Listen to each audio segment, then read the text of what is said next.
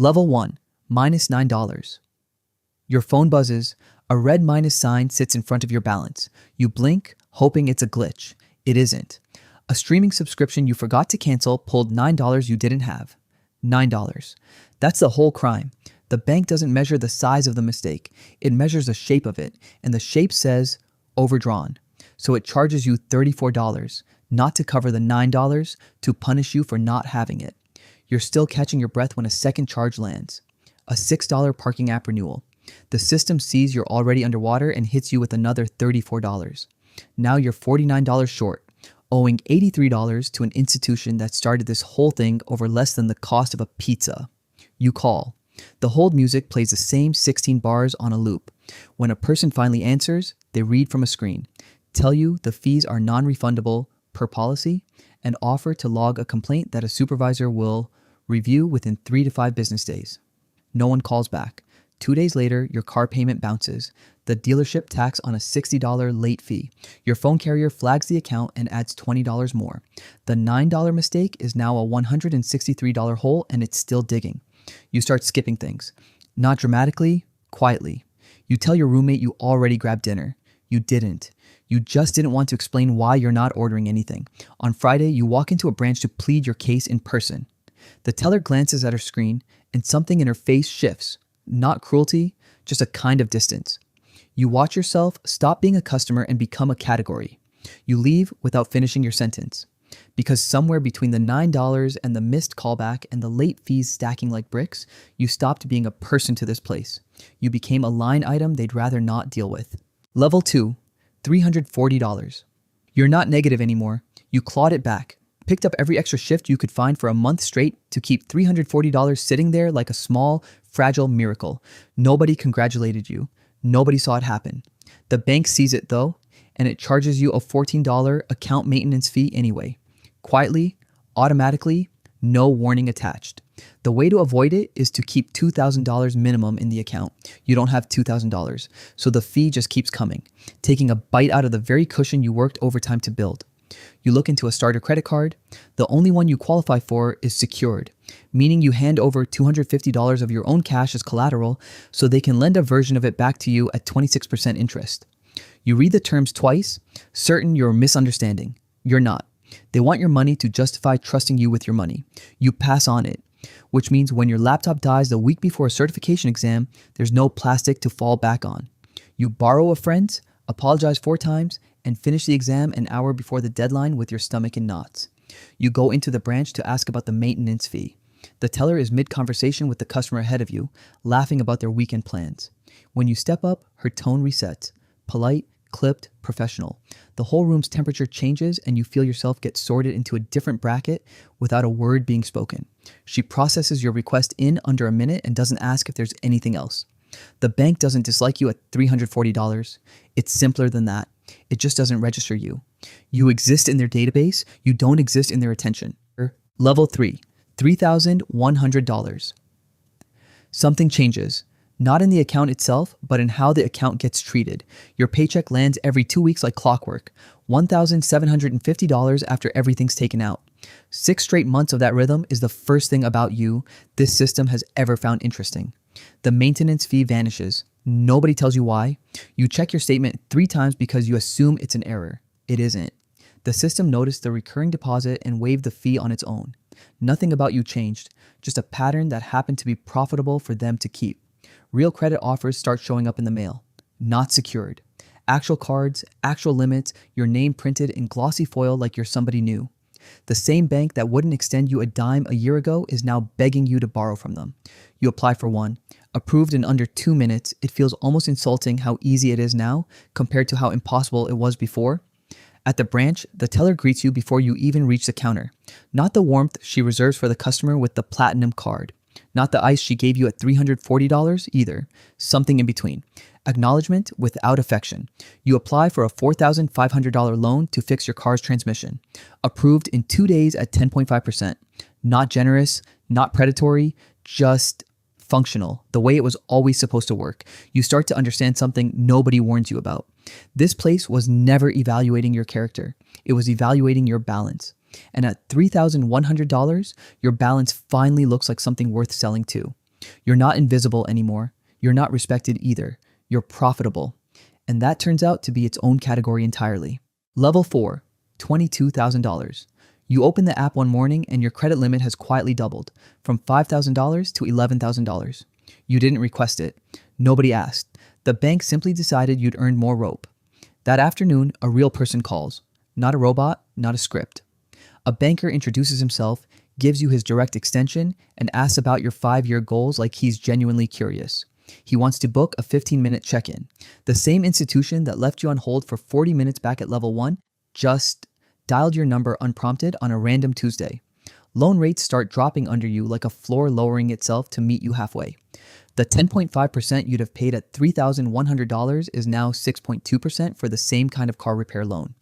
The cost of borrowing shrank, not because you negotiated, but because you stopped looking like a risk on paper. A stray $28 fee shows up on your statement.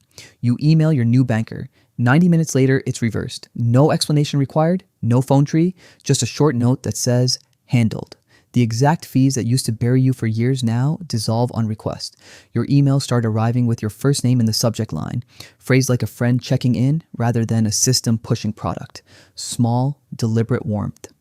It's here you realize what was hidden from you at every level below this one. The bank was never cruel to you when you were broke. It was indifferent. And indifference, once it's been running the same way for years, starts to look exactly like cruelty from the other side of it. You're not being invested in, you're being invested for. Level 5, $130,000. The bank starts calling you a priority client. The label appears on your statements, on the login screen, in the email signature of the man handling your account. His name is Marcus. 9 months ago, you mentioned in passing that your brother lives in Denver. He remembers. He emails on your birthday.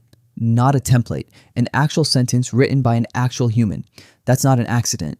That's training. The bank teaches its people to remember small details because small details are what keep large accounts from leaving. You walk into a branch and someone with a nameplate stands up before you reach the counter. They walk you past the roped off line everyone else is standing in.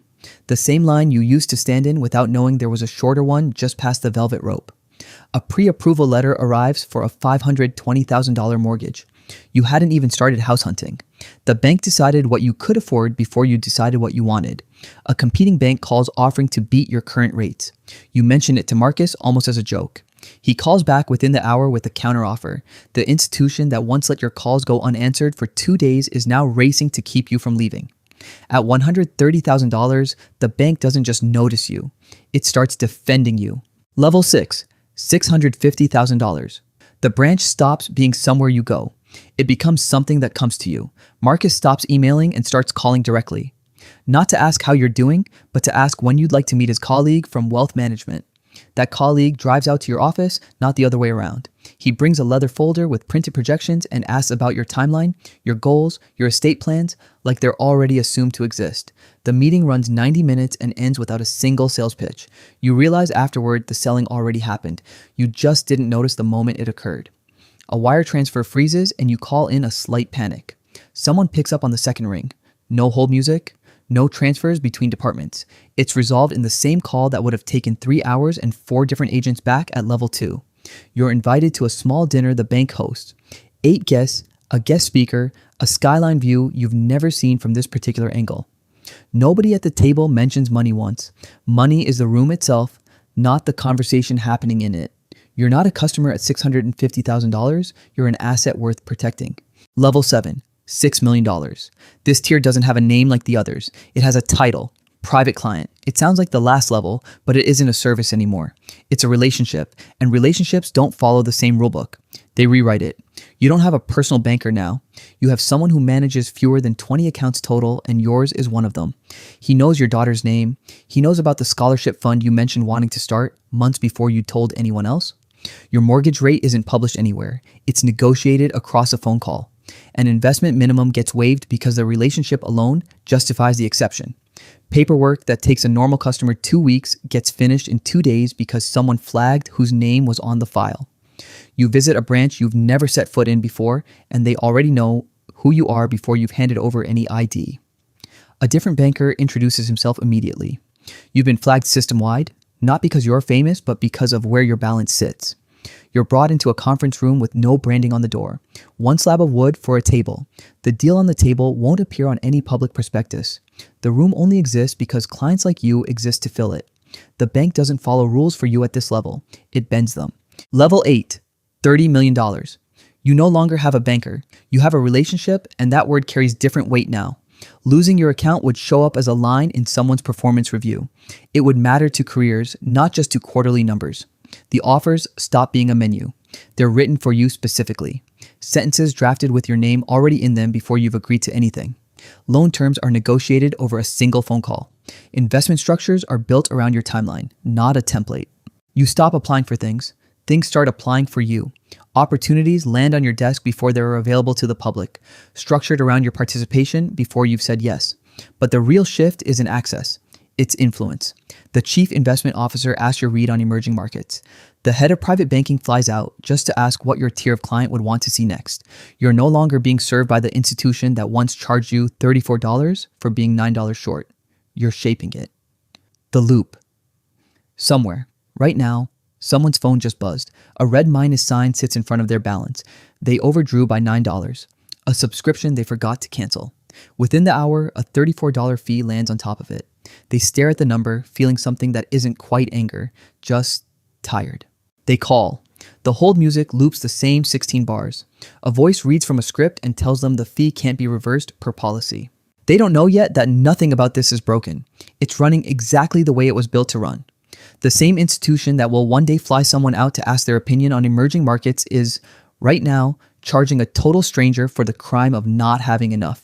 You are the same person at every number on that screen. The bank simply decides who you are based on what's sitting next to your name. It doesn't change at each level. It just reveals what it was the whole time.